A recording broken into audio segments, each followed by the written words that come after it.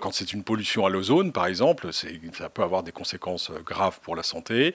Et donc en temps normal, et quand vous faites du sport, quand on fait du sport, quand on court sur un terrain, on inhale 10 fois plus d'air qu'à la normale. Donc on avale 10 fois plus, on ingère 10 fois plus de cette pollution atmosphérique. Et ça peut avoir des conséquences sur le court terme, sur le long terme, en fonction des pathologies de chacun. Ça peut avoir des lourdes conséquences. Donc je pense que le maire a aussi une responsabilité en termes de santé publique et qu'il est de devoir du maire de prendre les dispositions pour éviter que sa population ne soit soumise à du risque.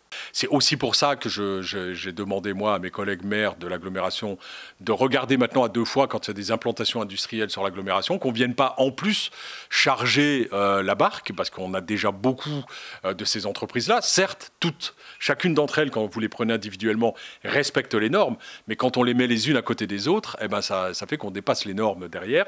Et donc voilà, à chaque fois maintenant, dans les critères d'acceptation d'une implantation sur le coin, je souhaite, moi, que ça soit des implantations qui n'apportent pas de nuisances supplémentaires à la qualité de notre environnement. Je pense qu'il faut être vigilant. Je crois qu'on a attendu assez longtemps. On est dans la région qui a les cancers des voies aérodigestives les plus importantes de France, voire d'Europe. Je pense qu'il est vraiment temps que les politiques prennent les décisions qui s'imposent pour faire face à ça.